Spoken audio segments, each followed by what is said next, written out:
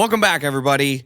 We are back after so many months. Is that the actual in? Yeah, that's the actual in. Wow, okay. We are back. It's been a long time. It has been Too long. way too long. We're very sorry, everybody, for those of you who are waiting so desperately every week to listen to they all Kaleb. forgot about us, frankly. They forgot that this was a thing. I forgot about me too. But we are back. It's been many months. We've been very busy. It's hard to believe, though. This is season 5. Season 5 opener. And we're so close to being episode 50. I know. Technically, this is episode 49. Technically, on our recording back end where we store everything, it's technically number 50. So we'll count it as 50. Cool. Although when you guys see the episode in Spotify or YouTube, it'll be 49. Yeah. So it's kind of sad. But right. just pretend with us and then celebrate next week. But it is season 5, which is hard to believe that this is the 5th season that we've been doing this, whatever this is, and having great conversations and trying to, share at least something a little bit helpful to people that take time to listen. But, Yeah, it has been, I feel like, so fast since the beginning of the year started. I feel like January started very slow, and then all of a sudden it was just like I blink, and now we're at the end of April recording this. I think that's how everyone feels. I think so too. Like Easter's over already. Yeah. Summer's here. Your kids are almost done with school. Oh. It's like, for some people that's exciting, and for some people that's like, what are we going to do with them all summer? That's exactly what it's going to be. Okay. It's what am I going to do with my children all summer? Yeah. What are they going to do? They're going to go outside, and they're going to come back at dusk every day. Yeah, that's kind of cool. Come back filthy. Yeah. It is nice. I am excited for. Well, your kids are at the age where you can do that. My kid is at the age where he might not come back. That's true. And then there'd be a whole thing, which may or may not have happened in the past. I feel like you could do like, you need to have like some clips of like your doorbell cam, just like of your child running out in pajamas. I'm not going to lie. This is a real story. My gate now has 2 latches on it because my kid is not quite coordinated enough to like open both at the same time yet. So for now we've contained him, but it's only a matter of time till he figures out how to. My parents used to do that with their dog. The dog? The dog we got out of the fence. That's impressive. So it's the same thing. Yeah. Wow. That's really funny. Yeah. I thought about actually a legit lock that would have a combination or key or something on the gate that he could not open, but I settled for just multiple latches, and so far that's worked. But how old is he again? He's 3. That's crazy. Yeah, he's very ingenious? Ingenious, smart. There's another word. Ingenuity? He has lots of ingenuity? He has lots of ingenuity. Yeah, he applies it in ways that are unhelpful sometimes, but, we'll see. My parents used to say, raising me, that they were raising a criminal, or what they thought was going to be a criminal, and now I say that about my children because I also think that. I'm like, you guys are going to be criminals. Look how you turned out. Look at me. I'm here, guys. You can also raise criminals, and they turn out okay. It's amazing. Oh my gosh. So, things going on. We just got done with NAB. Yes, that was a very busy week. Fun trip. Cool to hang out with so many churches out there for that show and talk about things they're trying to do and ideas to solve problems. And do you think it was helpful when you were in a church to go to trade shows? What a great question. You answer and then I will answer. No, I'll answer in 2 parts. Yes, from a experience standpoint, not always from a technical standpoint. Yeah. But from a experience, exposure, relationship, time with other like-minded people or team building, things like that, definitely. Yeah. I 100% agree. I used to think that trade shows were like the only way to go and find out about new tech. Sure. And I will say there were a handful of like situations and things that led to like very clear, oh my gosh, this is going to really help us at our church, that things that we didn't know existed. I would say now I lean on much smarter people, whether it's your integrator or whoever, to ask, hey, here's my situation. What things are out there? Talk to the super nerds, and they'll help you find it. But from a team building standpoint, it is fantastic. Yeah. And like traveling with my, like I have like lots of little core memories of my team, and us going to Vegas at a trade show the first time or whatever, and walking around the strip and stuff at night and just like building It's an great team experience that's bonding different than your experiences. day to day. You know, it takes Yes. you outside of your normal routine. Yep. You get to know people differently, and you know, have some shared experiences in a way that is hard to do. Yes. You know, in your normal rhythm. It definitely is. So, Yeah, we I feel like the first time we ever went to Vegas was for like an InfoComm or something like that. And InfoComm's in June, you know, every other year, and either in Vegas or Orlando. And it was like we landed, it was like 9 or 10 p.m., you know, on that first day, and it was like 105 degrees outside, yeah. and you're just walking around. It feels like a Yep. city bus is like blowing hot exhaust on you all day long.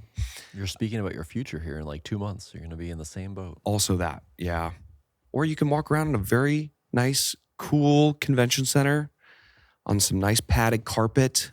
It's so fun. Yeah, might as well. Everybody Stay loves inside. it. Everybody loves it.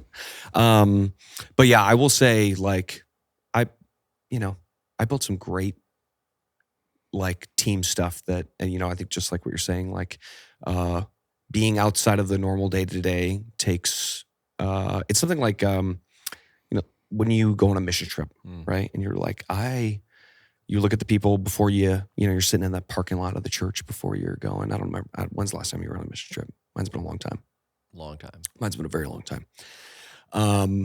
But you know, you're like, okay, I'm going with 20 people to Costa Rica or something like that. And by the end of a week or two or however long you're there, you're like, oh, I'm very close with a lot of these people, or people that I thought that I wouldn't be friends with, or maybe I didn't like as much. Before you go is a great opportunity to do that. So I would just say, if you have the opportunity to travel with your team at your church, it is way more helpful and way more, it's like packing 6 months of work into a week or two of like relationship building and stuff like that. Especially with like volunteer teams, you know, it's great for staff for sure. But if you're a leader in a ministry context and you invite some of your key volunteers to do something like that, sort of the trust and sort of the investment that they feel from that, like you would ask me to be a part of this, or you think that I have the capacity to like learn at this level or be involved in these kind of things, you know, it's really meaningful. It gives them a lot of exposure to things that they don't normally see, and also demonstrates a lot of value in who they are and how they invest in the team. Yeah. So, you know, and that there's real, you know, cost to doing that. If you're taking them across the country to a convention or something like that. But there are ways to do it even in your local town, or, you know, create experiences like that are much more approachable if you need. There's stuff, I'm thinking about Philo coming up here in just a week. Hard well, to actually, believe. when this comes out, this is coming out the day before Philo conference. Well, there you go. So with Philo coming up, I mean, that's a prime example of like a volunteer friendly experience that has a little bit of the trade show aspect, has a little bit of the training aspect, has a little bit of the leadership and inspirational aspect. You know, and it's going to connect differently with different people at different stages of their growth, but it's something that's outside of your normal rhythm. It's allowing your team to have shared experiences that you can discuss and talk about what stood out to you. So I think as leaders of especially volunteer teams, creating those moments, whether it's something you do internally, right? Like, hey, we're doing a experience just with our team or with the church down the street or whatever, something like that is really, really valuable and can really help solidify the team. Yeah. I mean, we were with the church last week that has a couple of seasoned leaders on their team, and even going to a trade show, like heavy-handed video volunteers were with them that had literally like has no idea and concept of like the thing, not just the technology, but like conversations and other people who are really, really smart that they were able to hang out with and network with and be like, oh my gosh, like I had no idea that there was this large of a community of people that all did work in church production or this specific, you know, area of church production.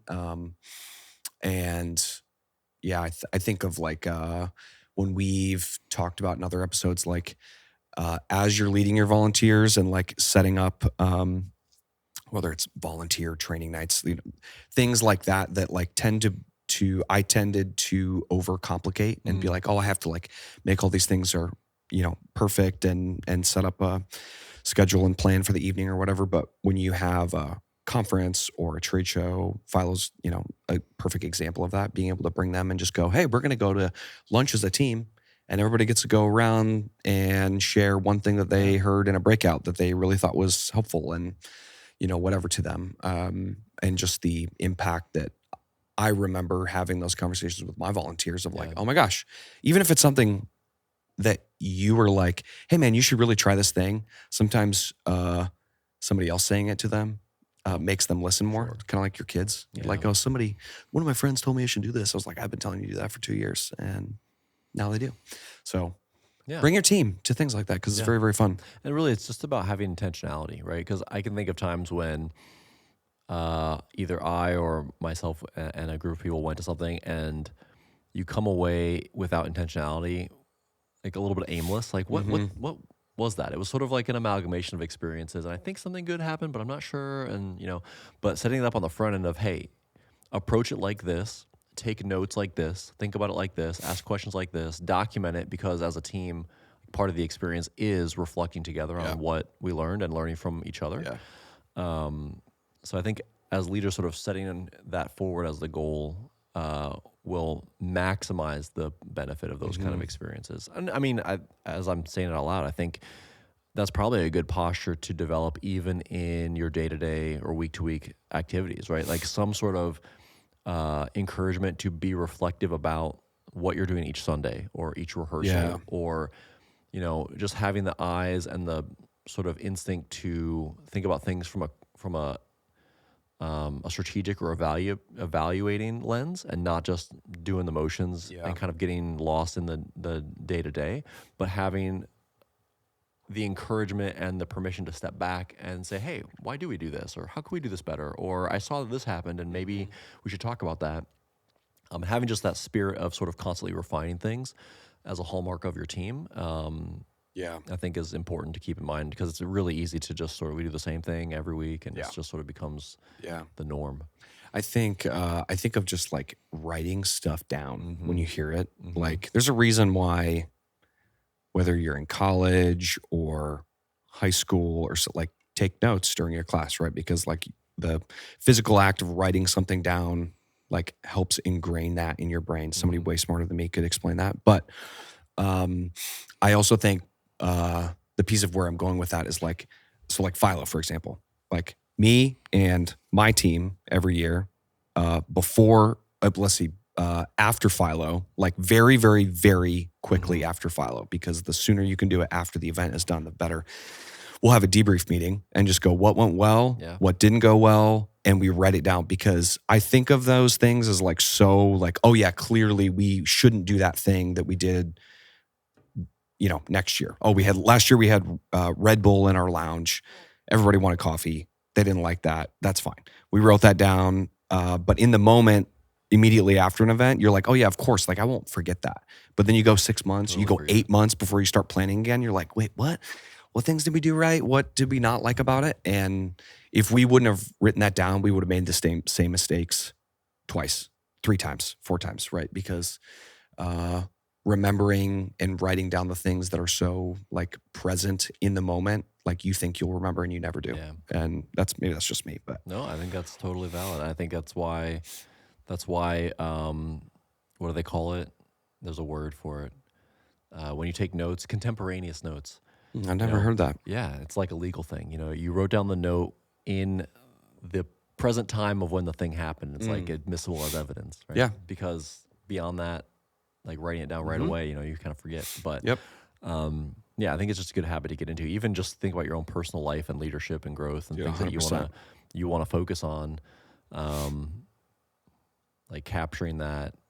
Yep. I forget the statistic, but like your goals or the things you're trying to do, the chances of you actually accomplishing them go up some percentage if you actually write them down and document them in some way. Just because it has like a different mental effect on how you approach things in an organized and intentional way. So I think that's good. Yeah. I mean, so we're talking about ways for volunteer teams to grow and learn. And it makes me think even of, so we got Philo coming next week. And then like 2 weeks after that, we've got the Dallas mix competition that we're hosting. Yes. So you probably heard us talk about the mix competition on the show before that we've done here in Chicagoland for years, and we're doing the first one in Dallas. Taking Yes. it on the road. So we've got a great crew already signed up to be a part of that. It's really exciting. But that's like the same thing of, hey, a lot of people in our world in church, they mix every single Sunday. Mm-hmm. It's easy to kind of get in a rut of just showing Yeah. up, doing the things. But really great engineers, they're taking notes. They're making records of like, I did this week, and I'm going to try this next time, or I had this issue, and I'm going to think of ways or ask questions of people smarter than me of how to address that. And there's like intentionality and process to how they approach their craft. Yeah. Which is sort of like the whole vision behind the event, right? We're getting audio engineers together to intentionally go through a process of listening to mixes, evaluating those mixes in a controlled environment to have discussions around how can we get better and what do we learn and what have I not thought of before that I see someone else doing that I can take back to my context. So I think that whole event is sort of a microcosm of the mindset that Totally. it's helpful to kind of involve every day. Yeah, they so for context, if you don't know what the mix comp is, so this would have been probably 3 years ago now. A buddy of ours, Adam Skidmore, who's now at church at 1122 down in Jacksonville, was up here at a church in Chicagoland and was doing this basically internal for his staff and volunteers to go, hey, we want to, very similarly, we have a rut that we are recording or that we're, mixing every week. There's not a lot of time between Sunday and Sunday. That's why our podcast is called Sunday's Coming. Like it doesn't stop. It's very, very fast. Every 7 days, it turns around and it's all of a sudden magically here. And especially in, a church environment, right? We talk about this at the mix comp, the reasons why when we explain like what we're doing. It's like for a touring audio engineer, okay, they're walking into a new venue every day. They're walking into a new arena or wherever it is, and you have to make your show file work with whatever space you're in, whether you're outside or and doing a festival or you're inside of a 20,000 seat arena. And the complicated parts of having to work within whatever room you're in, right? And it just like working out, it's like it puts pressure on you to do it better and work on it harder and harder every day, because it's very easy to, in a church context where my drums don't change, my drum mics don't change, my guitar amps are the same, my bass house pedal board is the same. It's very easy to just kind of, I don't want to say slack off, because I don't think people are doing it on purpose, but it's very easy to just not have to think when you walk in and do it. Risk that anytime you do anything in a repeated way. Yes. Well, I mean, it could be in your personal life, the way you commute to work, the stuff you do on Sunday, like whatever. Like you just get accustomed to it. That's why when you start a new job, like you have the freshest eyes because you're coming in and you're seeing everything in a way that the people that have been there have just gotten accustomed to. It's just human nature to get. You have to put yourself outside of the norm to see things in a fresh way sometimes. Yes. So Adam and his team at the church said, well, we want to do the same thing here. So the goal is, all of these audio engineers will walk in and we will pick a handful of mixers for the event. So what happens is there is a set of tracks that they are given, and they are given 50 minutes to prep a console file in whatever room they're in, on whatever console they're in, whether it's their house room or something else. And the show file is set up as like simple as possible. It's like basically naming and routing is done, but everything else is like at your discretion of what you want to do. And so in those 50 minutes, it's what is this engineer going to do with their interpretation of this mix? And the goal is not to make who's going to have the greatest sounding mix, although like that's like that is all of their goals. Let's be honest. That is, but like in 50 minutes, it's not like, hey, I have 2 weeks at rehearsals before a tour to go just like perfect my file, right? Like you have 50 minutes, and this is the first time that you're going to hear these tracks. And for some people, it's the first time they may have ever worked on the desk or, something like that. So it is very high pressure environment, and we try not to, make it feel super high pressure, but it is it's definitely nerve wracking to be like, oh my gosh, what am I going to do in a very short period of time? And then have those 3 or 4 engineers go back to back and playing the same tracks with the audience being a judge on a very specific set of questions of the things that they liked or didn't like, and same with 3 judges. And then after all of those engineers go, we all sit around and talk about it. And what it'd be like, what are the things that we heard from specific engineers that we liked from all 3 of them. It helps drastically the engineers who are mixing and going, man, like I'm listening to this guy who came after me mix, and I'm like, oh, I love his snare. Like I wonder what he's doing, because he's doing the same console as me with the same tools, and he made it sound better than I did. So I want to learn from that. So it's a really cool opportunity for, what we're talking about, even at the beginning of like bringing your team to go do something. And even if it's like, hey, you're driving an hour from the Dallas area, or you're out of Chicagoland or whatever, and you're going to drive, half hour to go to some other church where we do these things, like so helpful. Have some super chill dinner, hang out with other church production leaders that are doing it in churches in the area, and build relationships and networks with people, and learn how to become a better engineer. And because of what Adam started, like we kind of came alongside of him. We were like, that's really cool. We'd love to sponsor it. Then most of those people at that church left, and like Adam did. And we were like, should we continue doing this? And we're like, well, it's kind of cool. And people keep asking us about it. So yeah, let's do it. And have kind of figured out, hey, where else could we do this in the country?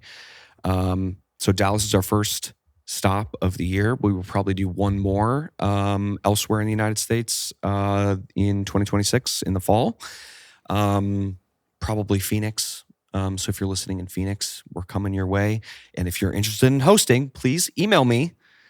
I got a volunteer last week to host. Really? Mm-hmm.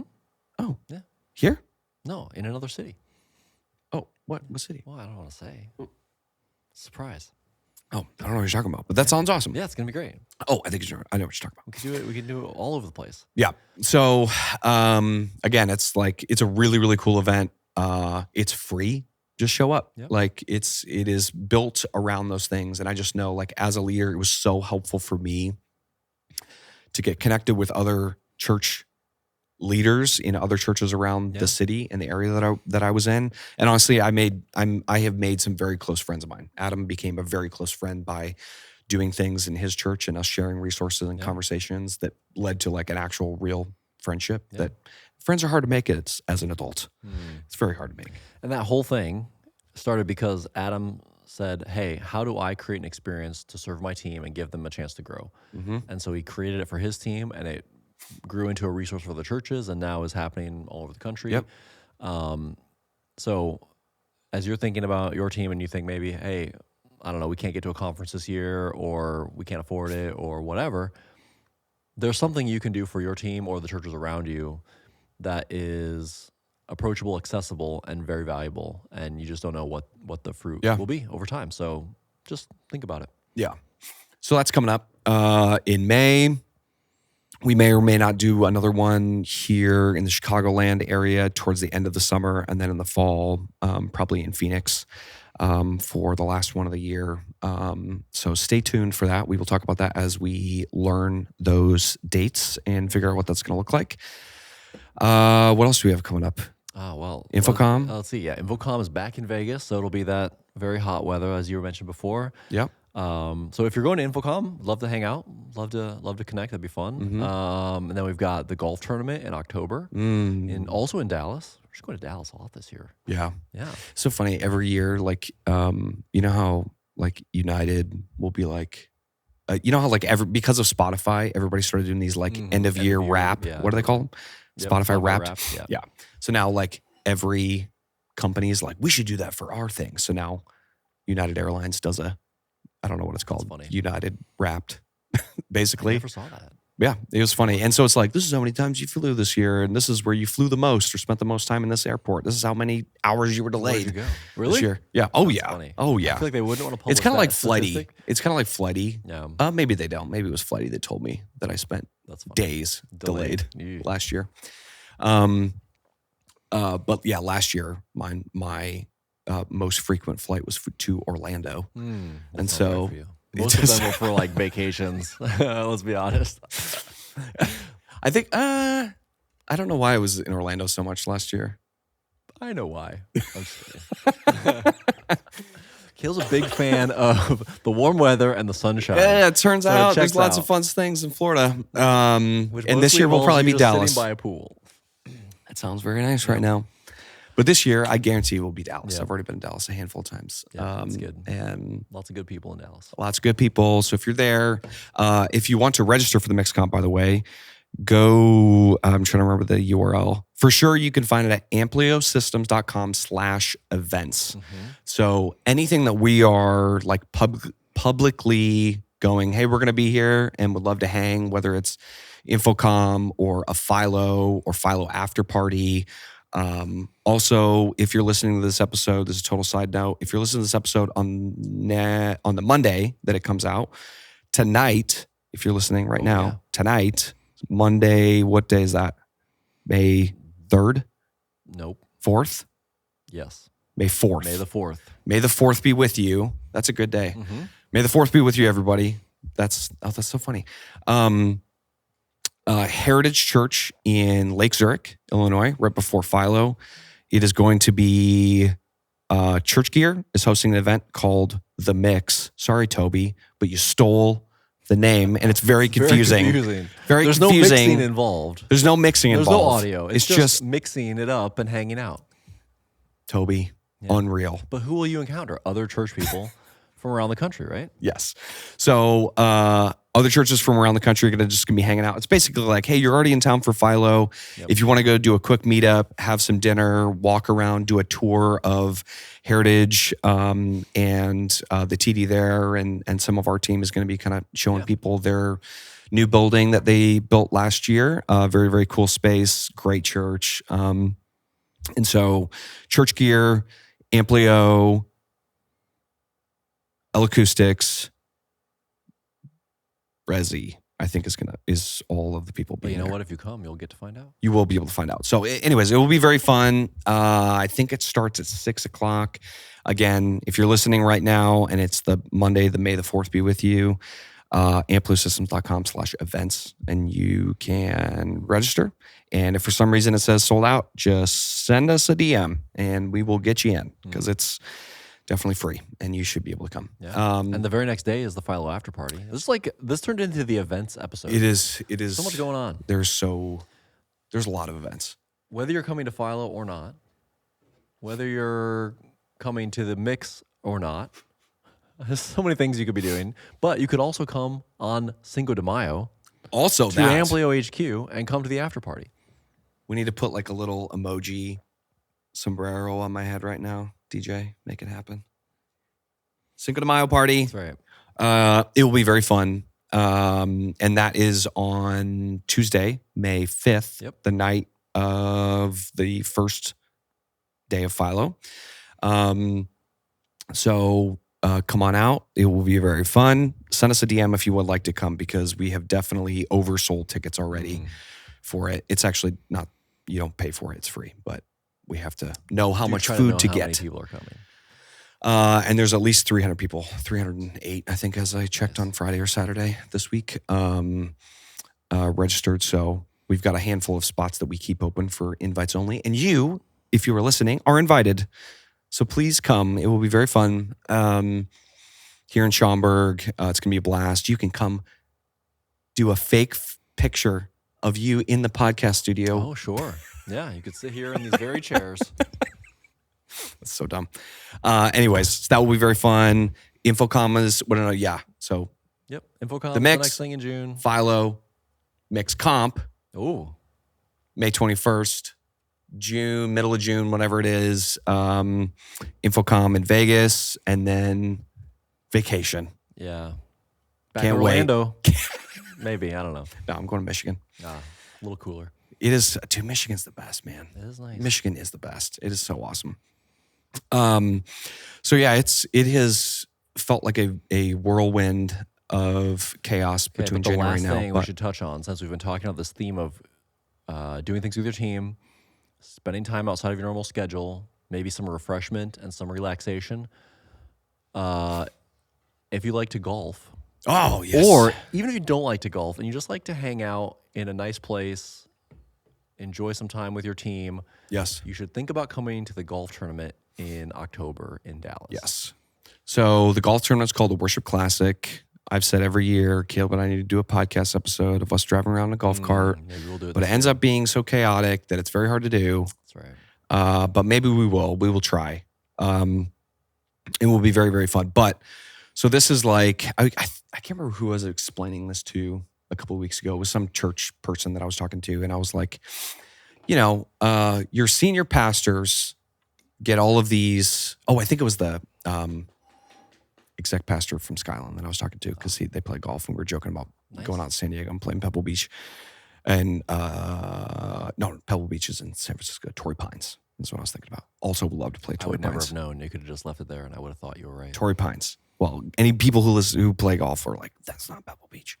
Anyways, and I was like, yeah, like your pastors, like you, when your team comes to you and is like, hey, we want to go to this event. And you're like, oh, what's the event? And you're like, it's a free golf event. You're like, well, then we need to have something else for it to be tied to, for us to give you some conference budget or whatever to show up to. So we know that because we are church guys and we understand the dynamics of budgets and how to get things approved and what makes sense for your leadership potential and growth.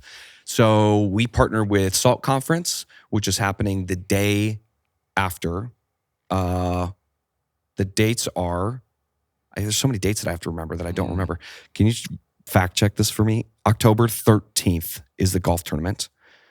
And then October 14th and 15th, and I think maybe the 16th, I don't remember, 14, 15, 16 is SALT Conference in Dallas.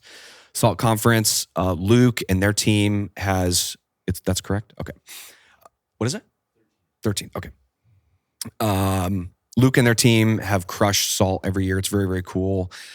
2 years ago, they did it in Dallas for the first time. They were in Nashville for the first 10 years. And so it seems like every other year now, they're going back and forth between Nashville and Dallas. And so for us to be able to partner with the Worship Classic with them and tack on an extra event is a very great way for you to go to SALT Conference, be refreshed going into SALT Conference, having a great time with 144 other church leaders playing golf for a day and just having fun. And just like Caleb said, if you don't golf and you just want to hang out and maybe take a nap in the cart, you could also do that. Yep. And that would be totally fine.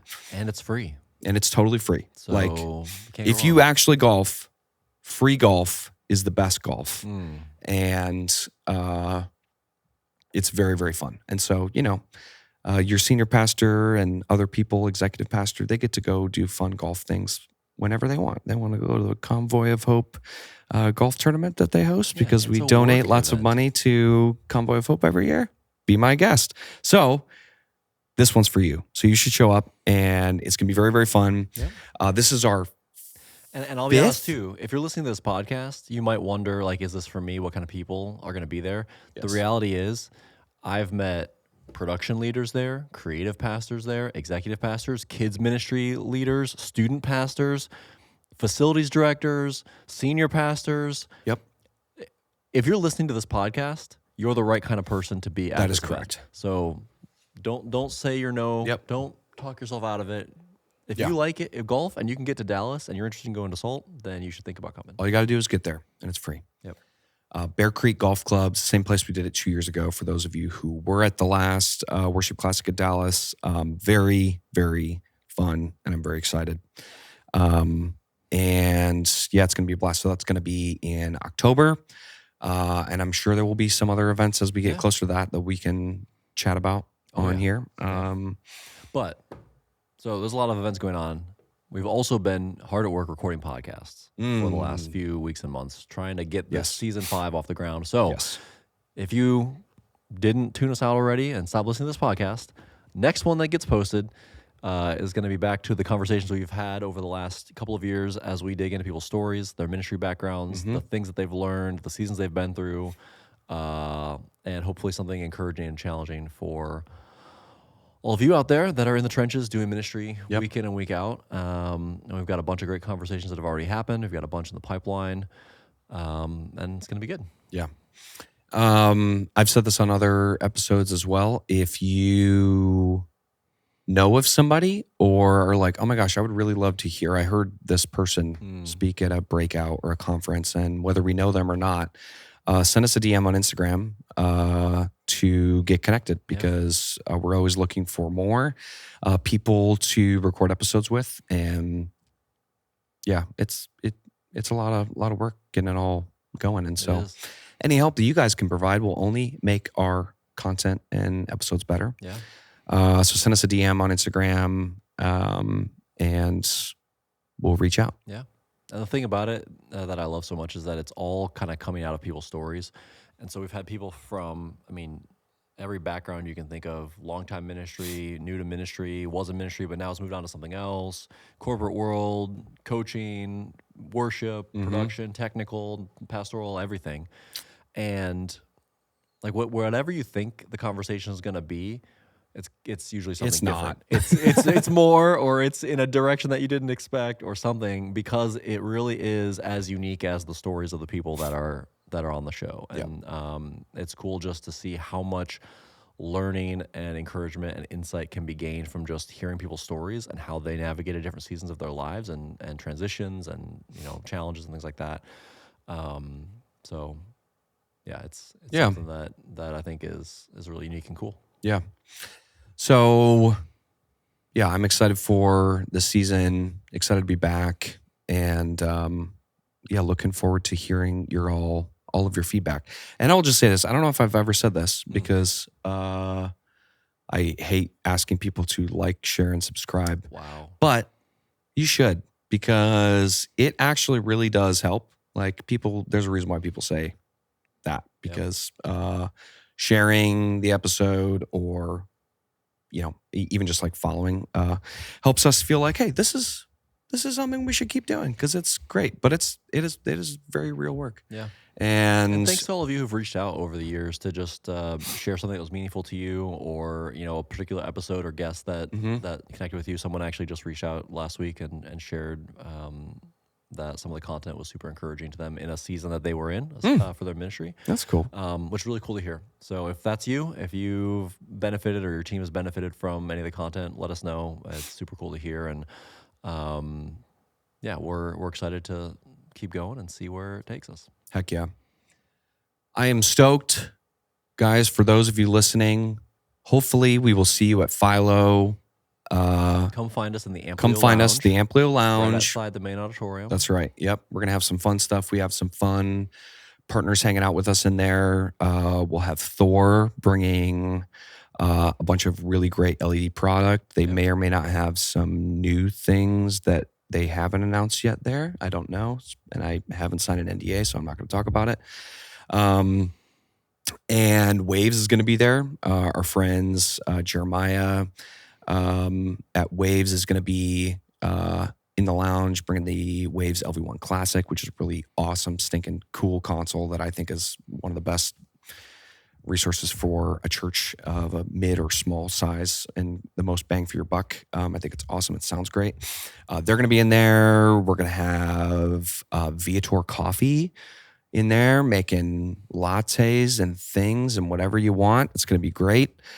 No Red Bull, so you're welcome for everybody that complained about it last year.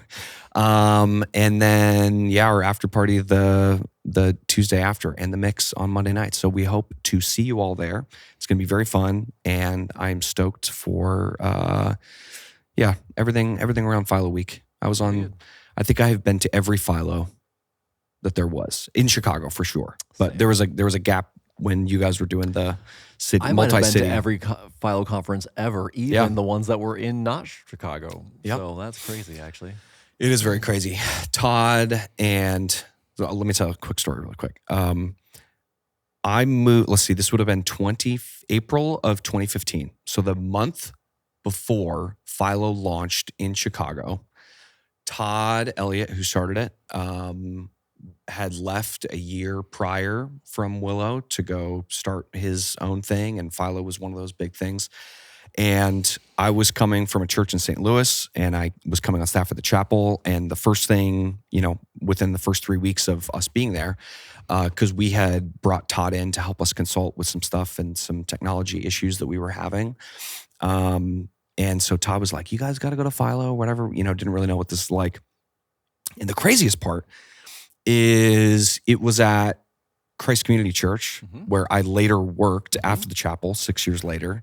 And I remember the same exact spot that I was sitting in, and I met Todd for the first time. All I'm thinking of is I remember reading Church Production Magazine with you on the cover of it. Oh my gosh, this is crazy. And from there got to be very involved in Philo and helping with that. Was on the core team with their crew for solid 5 years or so, and just met some incredible people through that. I would account much of my personal career and growth happened because of my time there. I would not be doing what I get to do today without Todd and Philo and all of the amazing people on that team who have set this up for church production leaders like you guys and creative leaders in churches all over the country. And I cannot express enough how great it is for your team and how impactful it can be, especially going into let's call it a slower season. For some of you listening in church, it may not be slower in the summer, but for many churches, from May to the fall ministry season that starts up in end of August, it tends to be the place where you catch up and use this time to do it, because it's gonna be very fun. So I'm very stoked for Philo and showing up, and it's gonna be a blast. Yeah. Well, that's it for the kickoff episode of season 5. Yep. Thanks for listening in. Maybe we'll see you soon at an event coming up this year. Hopefully we do. But until next time, thanks for hanging out with us. See you guys later.